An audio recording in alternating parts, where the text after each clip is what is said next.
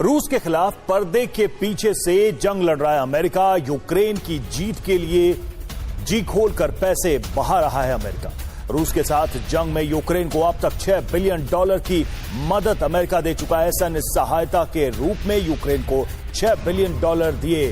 फरवरी से लेकर अब तक यूक्रेन की मदद करता रहा है अमेरिका।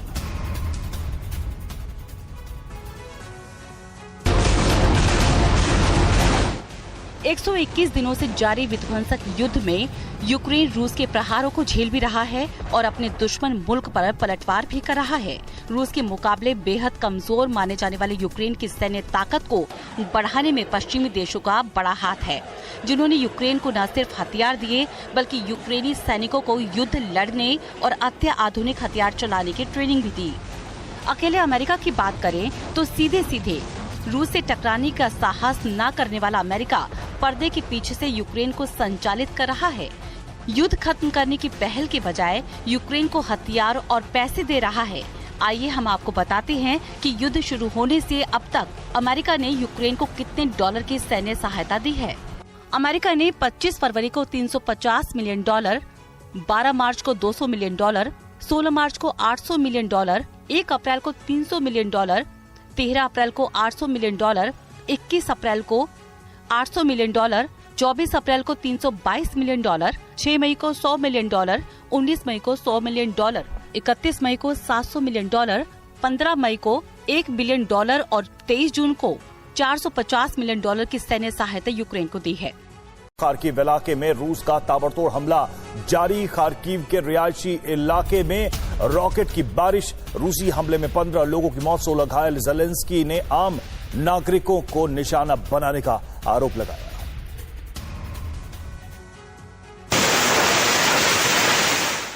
यूक्रेन के आसमान में दनादन फायर हो रहे रॉकेट, आसमान से बरसती आग की लपटें।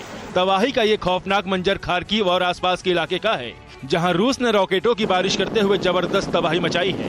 खार्किव से आई विध्वंस की इन तस्वीरों को देखिए। रॉकेट की बारिशों के बीच रूस का 500 किलो वजनी बम रिहायशी इलाके में गिरा, जो घर की छत को भेदता हुआ वहीं अटक गया। गनीमत ये रही कि आसमान से गिराए जाने के बाद ये विशालकाय बम फटा नहीं।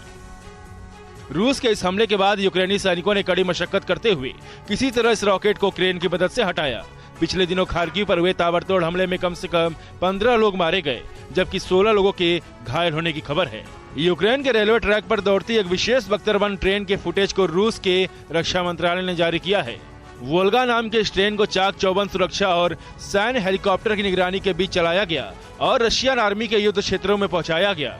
इस बीच राष्ट्रपति ज़ेलेंस्की ने जेरूसलम के छात्रों को संबोधित करते हुए रूस पर आम नागरिकों को मारने का आरोप लगाते हुए इस युद्ध में यूक्रेन के कई शैक्षणिक संस्थानों के नष्ट हो जाने की बात कही है। और 121वें दिन भी रूस यूक्रेन के बीच जबरदस्त जंग जारी है। रूसी सैनिकों पर यूक्रेन के प्रहार का वीडियो आया सामने। एंटी एयरक्राफ्ट मिसाइल से रशियन एयरक्राफ्ट मारने का दावा।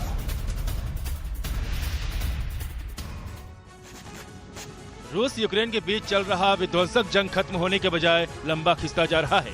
दोनों देश की सेना एक दूसरे का मुकाबला कर रही हैं और मौका देखते ही प्रहार कर रही हैं। लेकिन इस युद्ध में खास बात यह भी है कि इस युद्ध में कहीं न कहीं प्रोपेगेंडा वार भी चल रहा है, जिसके जरिए दोनों देश एक दूसरे पर बड़ बनाने की फिराक में हैं। प्रोपेगेंडा वार की बात हुई तो यूक्रेन की ओर से जारी किए गए इस वीडियो को देखिए, जिसमें रूसी सैनिकों पर अब तक हुए ताबड़तोड़ हमले को जोड़कर एक साथ दिखाया गया है। दूसरे वीडियो में भी यूक्रेन ने एंटी क्राफ्ट मिसाइल से रशियन एयरक्राफ्ट को मार गिराने का दावा किया है। रूसी सैनिकों के प्रहार के बाद यूक्रेन का डोनेट्स्क पूरी तरह तबाह और बर्बाद नजर आ रहा है, लेकिन दावा किया जा रहा है कि भारी तबाही मचाने के बाद भी यूक्रेनी सेना पीछे हटने को तैयार नहीं है।